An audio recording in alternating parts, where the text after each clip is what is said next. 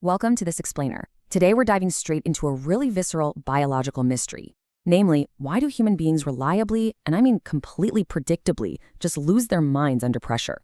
We all love to think of ourselves as these incredibly logical, totally rational creatures navigating the modern world. But underneath it all, we're operating machinery that is literally millions of years old.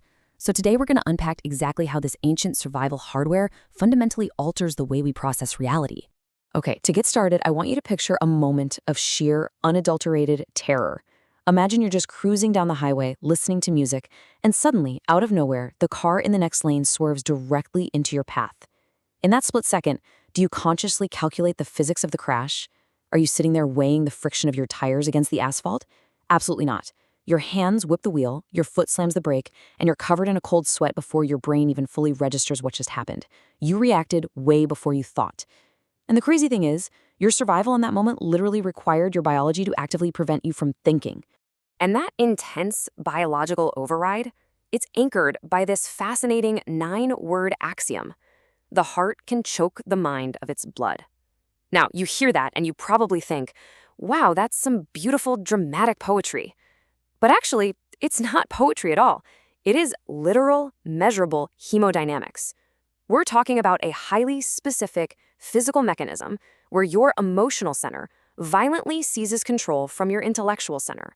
It turns out, to really understand this, we have to look at the baseline economics of our biology. So your brain is actually pretty tiny, right? It makes up only about 2% of your total body weight. But deep, rational thought, it is metabolically super expensive. Our logical planning center, basically the CEO of our brain, demands a massive 20% of the body's resting energy. That means 20% of your highly oxygenated blood has to be continuously pumped up to that tiny 2% of your body just to keep you rational and civilized. And this brings us right to the crime scene, where the choke actually happens. When you're in a calm state, your heart acts as a super reliable pump, sending this huge volume of blood up through your carotid arteries. It pools into this arterial ring at the base of your brain, acting like a giant irrigation reservoir for your highest cognitive functions, specifically your prefrontal cortex. As long as this flow is steady, the CEO is in the driver's seat. You're rational, you're articulate, you're totally calm. But what happens when an alarm sounds? Well, a kind of cortical dimmer switch gets thrown. When your ancient threat detector, the amygdala, senses danger, it triggers a violent survival override. You might have heard it called an amygdala hijack. Your autonomic nervous system literally constricts the blood vessels leading to your higher brain, violently shunting that vital oxygenated blood away from your logic centers. And where does it go? Straight into your major muscle groups to prep you to fight or run for your life.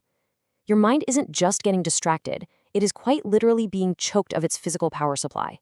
And what's really fascinating here is the exact sequence of this shutdown. The lights in your brain don't just all go out at once. There's a strict hierarchy of cognitive starvation. First to go, executive function and decision-making. They just die. You completely lose the ability to forecast consequences.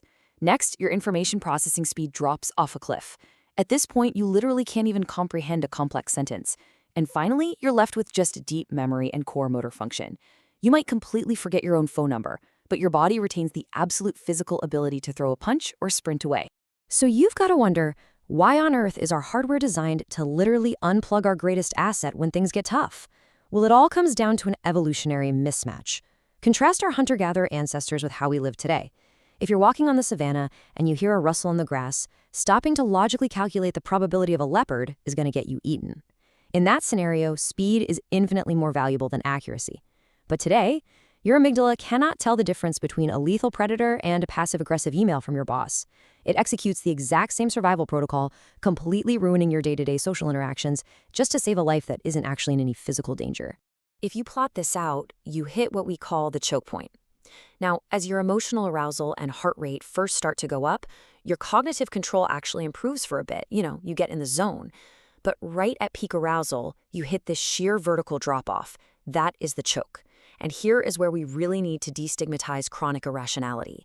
Because if someone experiences constant, repeated stress or trauma, their biology actually adapts. Over time, it physically pulls this choke point earlier and earlier. Their system learns to proactively starve the mind at the slightest provocation, which means they lose executive function much faster. It's an automatic hardware adaptation, absolutely not a moral failing. So, the absolutely crucial point we've established is that fear and trauma steal our blood. But let me ask you a question that kind of flips this whole thing on its head. Does this physiological choking mechanism only apply to negative, survival based emotions? Like, could extreme positive arousal trigger the exact same biological shutdown? The answer is a resounding yes. If you compare blinding fear side by side with blinding love, you find something incredibly startling. The physiological profile of early-stage romantic infatuation shares the exact same aggressive reallocation of metabolic resources as a literal panic attack. When you're deeply infatuated, your heart floods your reward circuitry with dopamine and norepinephrine. And to fuel that massive chemical deluge, your biology structurally suppresses your prefrontal cortex. So the phrase, love is blind, it's not just a metaphor. It is a literal neurological impairment where your heart actively hoards blood to fuel desire, essentially putting your analytical networks to sleep so they don't get in the way. And this actually leads us to a really fascinating, subtle grammatical quirk hidden right inside our source text. If you look closely at this spelling in that original quote, the heart can choke the mind of its blood. It uses the contraction its apostrophes, meaning it is, instead of the possessive its without the apostrophe. The heart is choking the mind of it is, objective reality. When your logic center is starved of fuel, it literally can no longer perceive what is actually happening. Your subjective emotion, whether that happens to be blinding rage or blinding love, completely eclipses objective reality simply because you lack the metabolic resources to process the truth. Looking at these dual manifestations side by side reveals something pretty wild. Your mind cannot differentiate between a mechanical pump failure and an emotional hijacking. Think about a physical choke, like chronic heart failure. A weak heart physically fails to deliver blood, causing tissue starvation and cognitive decline, while a psychological choke, acute emotional stress, causes identical metabolic shunting. The effect on your mind is exactly the same, a sudden, severe loss of executive function. The only real difference is that the psychological choke is rapid and, thankfully, reversible. Which brings us to probably the most practical takeaway of this entire explainer. When someone is in the middle of this biological hijack, maybe it's your partner having a panic attack or a coworker who is just blindingly angry, our absolute first instinct is to try and reason with them. But appealing to logic in that moment is literally like trying to install software on a computer that has been unplugged from the wall. The words you're saying require a functioning oxygenated prefrontal cortex to be processed. And if they're in a choke, that hardware is entirely offline. Willpower is physically impossible in this state. You just cannot think your way out of it. So what's the fix? Well, we don't use logic, we use mechanical leverage. We have to physically replug the computer back into the wall, and we do that using the vagal nerve reset. It goes like this. Step 1. Deliberate, deep breathing physically expands your diaphragm. Step 2.